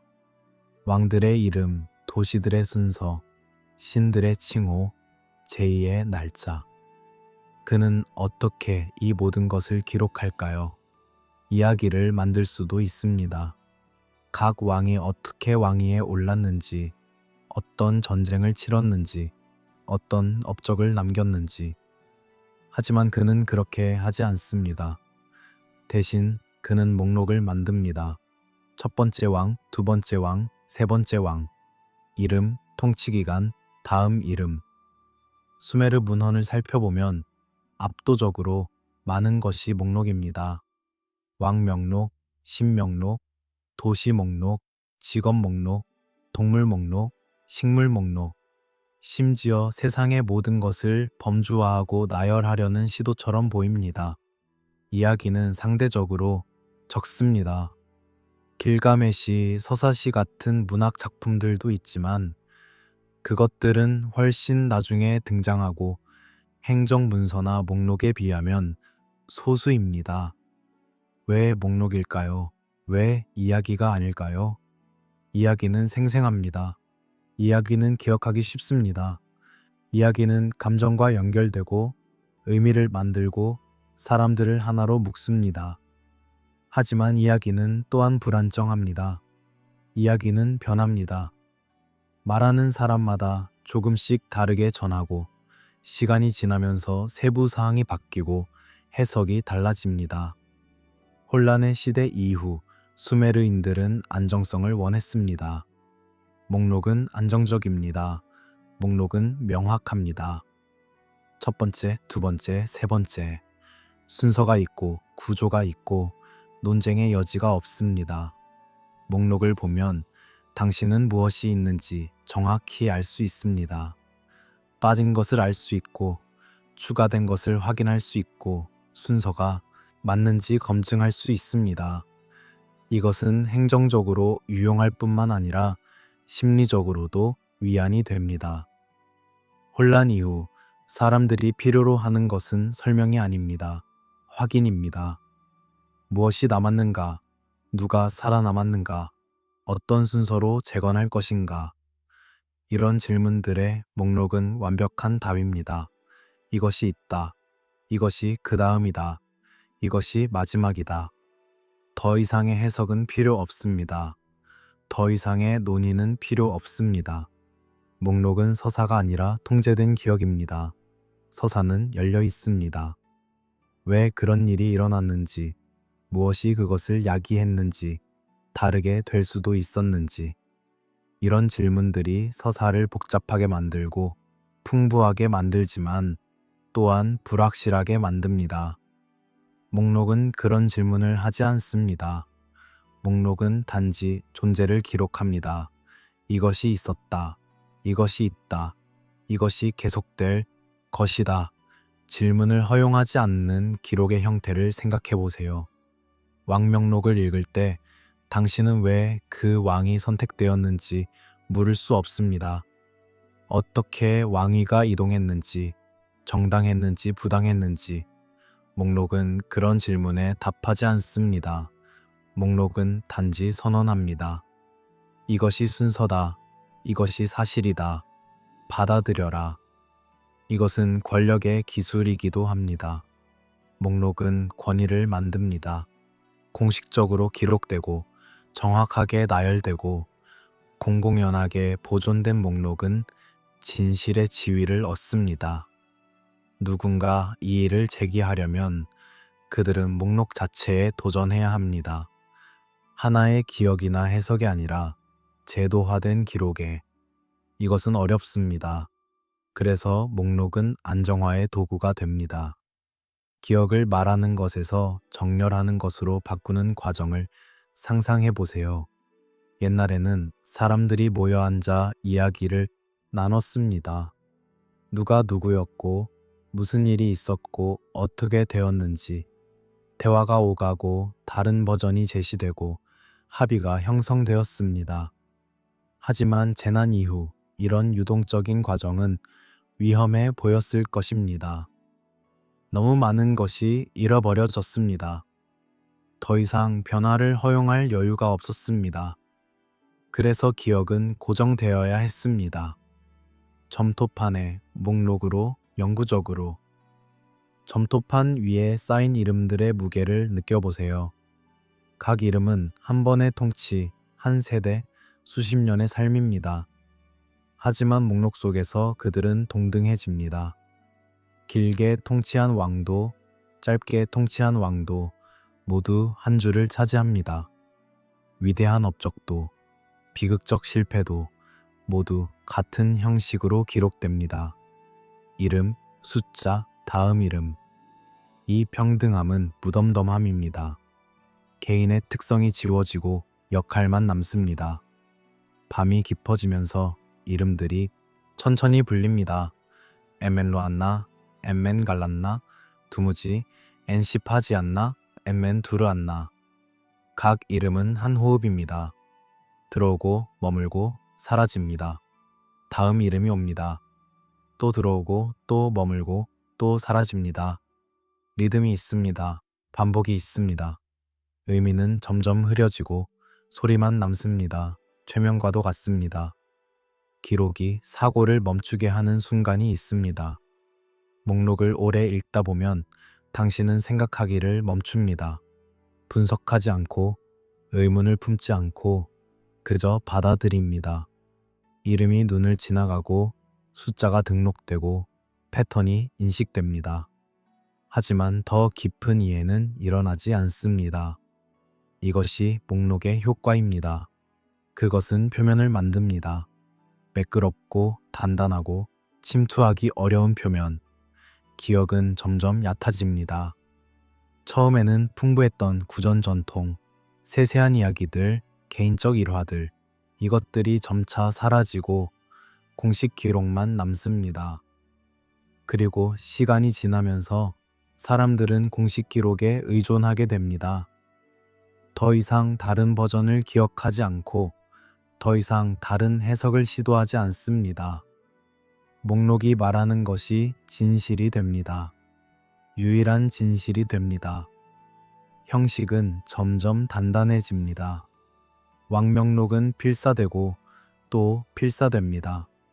세대를 거쳐 도시를 넘어 같은 구조가 반복됩니다. 약간의 변형은 있지만 핵심은 유지됩니다. 그리고 이 반복을 통해 형식은 신성해집니다. 이것이 올바른 방식입니다. 이것이 전통입니다. 이것이 우리가 과거를 기억하는 방법입니다. 당신의 호흡이 느려집니다. 이름들의 리듬과 함께 당신은 천천히 가라앉습니다. 목록은 계속됩니다. 끝없이, 단조롭게, 확실하게. 그리고 그 단조로움 속에서 당신은 평화를 찾습니다. 더 이상 질문할 필요가 없습니다. 더 이상 이해하려 애쓸 필요가 없습니다. 목록이 모든 것을 담고 있습니다. 기억되어야 할 모든 것을 정확한 순서로 영원히. 신들은 언제 등장했을까요? 당신은 어쩌면 기대했을 것입니다. 인류 최초의 문헌이라면 당연히 창조 신화로 시작할 거라고. 신들이 어떻게 세상을 만들었는지, 어떻게 인간을 빚었는지, 어떻게 문명을 시작했는지. 하지만 초기 수메르 기록을 보면 그런 이야기는 거의 없습니다. 신들은 있습니다. 이름이 언급되고 제물이 바쳐지고 신전이 지어집니다. 하지만 그들의 이야기는 늦게 옵니다. 초기 수메르 기록의 대부분은 행정문서입니다. 곡물 배급, 가축 수량, 토지 분배. 신들은 이런 문서에서 소유주로 나타납니다. 이 땅은 엔릴의 것이다. 이 곡물은 이난나의 신전으로 간다. 그들은 경제체계의 일부입니다. 제도의 일부입니다. 하지만 그들이 어떻게 생겨났는지, 무엇을 했는지에 대한 긴 서사는 없습니다. 신화가 본격적으로 등장하는 것은 나중입니다. 기원전 2000년 무렵 구수메르어 시대에 들어서면서 신들에 대한 찬가와 서사시들이 기록됩니다. 엔키와 닌후르사그, 이난나의 하강, 에레스위키갈과 네르갈. 이것들은 풍부하고 복잡한 이야기들입니다. 하지만 그것들은 문명의 기원을 설명하지 않습니다. 그것들은 이미 존재하는 세계에서 일어나는 일들을 다룹니다. 신들은 창조자가 아니라 정당화 장치로 등장합니다. 왕권은 신들이 내려준 것입니다. 법은 신들이 명령한 것입니다. 도시는 신들이 선택한 것입니다. 하지만 신들 자신은 어디서 왔을까요? 누가 그들을 만들었을까요? 이런 질문에 대한 답은 모호합니다. 어떤 신화에서는 원초의 바다에서 신들이 태어났다고 말합니다. 하지만 그 이전은 설명되지 않습니다. 이미 존재하던 질서를 신성화하는 이야기들을 보세요. 엔릴은 바람과 폭풍의 신이지만 그는 또한 왕권의 수여자입니다. 이난나는 사랑과 전쟁의 여신이지만 그녀는 또한 도시의 수호자입니다. 엔키는 지혜의 신이지만 그는 또한 기술과 문명의 전달자입니다. 이 역할들은 자연 현상보다 사회 제도를 더 많이 반영합니다. 기원을 설명하지 않는 신화의 구조가 흥미롭습니다. 수메르 창조 신화를 보면 그것은 완전한 창조보다 정리에 가깝습니다. 이미 존재하던 혼돈에서 질서를 만드는 것, 이미 있던 재료를 배치하는 것, 무에서 유를 창조하는 것이 아니라 무질서에서 질서를 만드는 것. 이것은 재건의 신화입니다. 새로운 시작의 신화가 아니라 재조직의 신화입니다. 신들의 성격이 자연보다 제도를 닮은 이유를 생각해 보세요. 신들은 회의를 합니다. 결정을 내립니다. 역할을 분담합니다. 그들 사이에는 위계가 있고 갈등이 있고 협상이 있습니다. 이것은 인간 사회의 구조를 반영합니다. 특히 도시 국가 체제, 여러 권력 중심이 경쟁하고 협력하는 체제를 신들은 자연의 신비를 설명하기 전에 사회의 복잡성을 정당화합니다. 신화는 기억을 복원하지 않고 봉인합니다. 진정한 기원에 대한 질문, 왜 이렇게 되었는가에 대한 의문, 다르게 될 수 있었는가에 대한 가능성, 이 모든 것을 신화는 닫아버립니다. 신들이 그렇게 정했다. 그것이 신성한 질서다. 더 이상의 질문은 신성모독이다. 이렇게 신화는 탐구를 멈추게 합니다. 반복되는 신의 이름과 역할을 느껴보세요. 창가마다, 제의마다, 왕의 칭호마다 같은 신들이 호명됩니다. 안, 엔릴, 엔키, 이난나.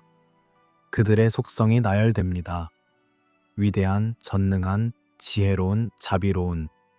하지만 이 반복 속에서 의미는 희석됩니다. 신들은 점점 더 형식이 되어갑니다. 실제로 믿어지는 존재라기보다 의례적으로 언급되는 이름들. 인간의 질문을 대신 닫아주는 존재로서의 신을 생각해 보세요. 왜 홍수가 왔는가? 신들이 결정했다. 왜 우리 도시가 선택되었는가? 신들이 사랑했다. 왜 왕이 통치하는가? 신들이 명령했다. 모든 어려운 질문, 답할 수 없는 질문들에 신은 완벽한 답을 제공합니다. 더 이상 캐물을 수 없는 답을. 밤의 어둠 속에서 신들의 이름이 메아리칩니다. 안, 엔릴, 엔키, 닌후르사그, 이난나, 우투, 난나. 이 이름들은 한때 의미로 가득했을 것입니다. 두려움, 경외, 사랑, 희망. 하지만 수천 년이 지나면서 그것들은 소리가 되었습니다. 아름다운 소리, 오래된 소리, 하지만 점점 더 텅 빈 소리. 형식만 남고 내용은 흐려진 기도문처럼 신들은 침묵을 가리는 장막입니다. 우리가 알 수 없는 것, 설명할 수 없는 것, 이해할 수 없는 것 앞에 신들이 놓입니다. 그들은 간격을 채웁니다. 기록과 현실 사이에, 질서와 혼돈 사이에, 기억과 망각 사이의 간격을. 그리고 그 역할을 통해 그들은 필수적이 됩니다. 신들이 없다면 빈 공간이 너무 크고 침묵이 너무 무겁고 질문이 너무 위협적입니다. 기원이 사라진 뒤 신은 필요해졌습니다. 이것이 수메르 신화의 진실일지도 모릅니다. 신들은 처음부터 있지 않았습니다. 그들은 나중에 왔습니다. 상실 이후에, 단절 이후에, 기억이 불완전해진 이후에, 그리고 그들은 그 불완전함을 덮었습니다. 완벽하게, 권위 있게, 영원히. 당신의 눈이 감깁니다. 신들의 이름이 자장가처럼 흐릅니다. 그리고 질문은 멈춥니다. 편안한 어둠 속으로. 시간에 대해 생각해 보세요. 그것은 어떻게 흐를까요? 균일하게, 일정하게, 하루는 다음 하루로, 해는 다음 해로. 하지만 수메르 왕명록을 보면 시간은 그렇게 흐르지 않습니다. 시간은 변합니다. 늘어나고 줄어들고 다시 정상화됩니다. 그리고 이 변화는 패턴을 따릅니다. 홍수 이전, 시간은 거대합니다. 홍수 이후, 시간은 점점 작아집니다. 우리에게 가까워질수록 시간은 측정 가능해집니다. 홍수 이후 급격히 줄어드는 왕들의 수명을 보세요. 홍수 이전의 왕들은 수만 년을 통치했습니다. 홍수 직후의 왕들은 수천 년을 통치합니다. 그 다음 세대는 수백 년. 그리고 마침내 기원전 2500년 무렵이 되면 왕들의 통치 기간은 현실적이 됩니다. 20년, 30년, 때로는 10년 미만. 인간의 수명에 맞는 숫자들입니다. 장대한 과거와 계산 가능한 현재의 대비를 느껴보세요. 옛날은 신화적입니다. 측정할 수 없고 상상할 수 없고 다른 법칙이 지배하던 시대. 하지만 현재는 현실적입니다. 날을 세고 달을 기록하고 해를 계산할 수 있습니다. 이 대비는 단순히 과장의 문제가 아닙니다. 이것은 시간 인식의 근본적 변화입니다. 왜 오래된 시간은 과장되고 가까운 시간은 정확할까요? 한 가지 설명은 기록의 정확도입니다. 가까운 과거는 잘 기억되고 문서로 보존되고 검증될 수 있습니다. 하지만 먼 과거는 흐릿합니다. 구전으로만 전해지고 세부 사항이 잊혀지고 서로 다른 버전이 섞입니다. 그래서 큰 숫자가 사용됩니다. 정확성 대신 규모로. 하지만 더 깊은 설명도 가능합니다. 기억이 사라질수록 시간은 늘어나는 역설. 우리가 덜 알수록 그것은 더 멀어 보입니다. 몇 세대가 지났는지 정확히 기억하지 못할 때 우리는 아주 오래전이라고 말합니다. 그리고 아주 오래전을 숫자로 표현하려면 큰 숫자가 필요합니다. 2만 년, 3만 년. 이것은 실제 시간이 아니라 거리의 표현입니다. 행정과 함께 분절되는 시간을 생각해 보세요. 문자가 발달하고 기록이 체계화되면서 시간은 정밀해집니다. 달력이 만들어지고 연호가 사용되고 사건이 정확히 날짜와 함께 기록됩니다. 우르밤바 왕 3년째 샤툼달 15째 날. 이런 정밀함은 행정에 필수적입니다. 세금을 징수하고 계약을 집행하고 의무를 추적하려면 시간을 정확히 알아야 합니다. 반복 가능한 시간만이 기록으로 남는 세계를 상상해 보세요. 달력은 반복됩니다. 해마다 같은 달들, 같은 계절들, 같은 재의 날들. 이 반복을 통해 시간은 관리 가능해집니다. 예측 가능해집니다. 통제 가능해집니다. 하지만 반복되지 않는 시간, 독특한 순간들, 일회적 경험들은 어떻게 될까요? 그것들은 기록되기 어렵습니다. 범주화되기 어렵습니다. 그래서 점점 사라집니다. 인간의 삶이 숫자로 환원되는 과정을 느껴보세요. 왕명록에서 왕은 통치기간입니다. 30년, 45년, 18년. 그의 성격, 그의 업적, 그의 고뇌, 이런 것들은 보이지 않습니다. 오직 그가 존재한 시간의 길이만, 그리고 이 숫자를 통해 그는 연속성에 기여합니다. 왕권에 끊어지지 않는 줄의 하나의 매듭으로. 달력과 제의가 시간을 고정시키는 방식을 생각해 보세요. 아키투 축제는 해마다 같은 때에 열립니다. 새해의 시작, 봄의 도래를 표시합니다. 이 반복을 통해 시간은 순환이 됩니다. 직선이 아니라 원. 끝나면 다시 시작하고, 시작하면 끝을 향해 가고, 이 순환 속에서 변화는 최소화됩니다. 매년 같은 의례, 같은 창하, 같은 재물. 마치 시간이 멈춘 것처럼. 밤이 깊어지면서 조각난 시간의 이미지를 상상해 보세요. 커다란 블록들이 천천히 흘러내립니다. 2만 년이라는 블록, 3만 년이라는 블록, 거대하고 무겁습니다. 그 다음 작은 조각들, 1000년, 500년, 100년. 점점 더 작아집니다. 그리고 마지막에는 작은 알갱이들, 10년, 5년, 1년. 모래처럼 부서지는 시간, 잡을 수 없을 만큼 미세한 시간. 시간은 흐르지 않고 배치됩니다. 왕명록은 시간을 흐름으로 기록하지 않습니다. 그것은 시간을 블록으로 배치합니다. 이 왕, 그 다음 저 왕, 그 다음 다른 왕. 각각은 독립적입니다. 서로 연결되지만 하나의 흐름이 아닙니다. 마치 건물의 벽돌처럼 시간의 블록들이 쌓여 있습니다. 구조를 만들지만 유기적이지 않습니다. 시작은 멀어지고 현재만 남습니다. 시간이 짧아진다는 것은 시작이 닿을 수 없게 된다는 것입니다. 홍수 이전의 거대한 시간들은 우리를 시작에서 밀어냅니다. 멀리, 더 멀리, 도달할 수 없을 만큼 멀리. 그래서 우리는 현재에 머뭅니다. 측정할 수 있는 시간, 기록할 수 있는 시간, 관리할 수 있는 시간 속에. 그리고 시작은 신화 속으로 사라집니다. 당신의 호흡이 더 느려집니다. 시간의 블록들이 쌓이고 무너지고 다시 쌓입니다. 당신은 그 흐름 속에 떠 있습니다.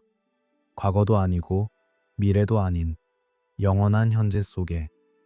측정되지 않는 시간, 흐르지 않는 시간, 그저 존재하는 시간.